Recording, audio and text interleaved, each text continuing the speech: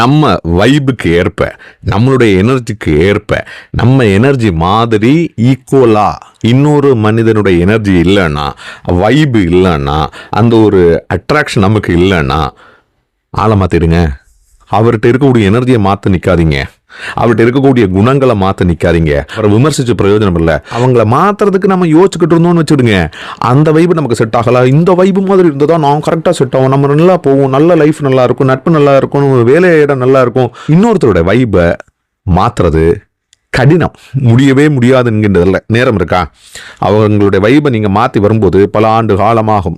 உங்களுக்கு புரியாது, உங்களுக்கு விரோதம் வர்றதுக்கு வாய்ப்பு இருக்குது, பிரச்சனை வர்றதுக்கு வாய்ப்பு இருக்குது, நேரம் வீணடிக்கப்படும். எதற்காக நீங்கள் மாற்றுறீங்க என்கின்றது தெரியாமலே வாழ்க்கை வீணாகி போயிடும். அதனால சொல்கிறேன், உங்கள் வைப்பை பார்த்து, அந்த டீமை பார்த்து அவங்க கூட சந்தோஷமாக இருந்துருங்க.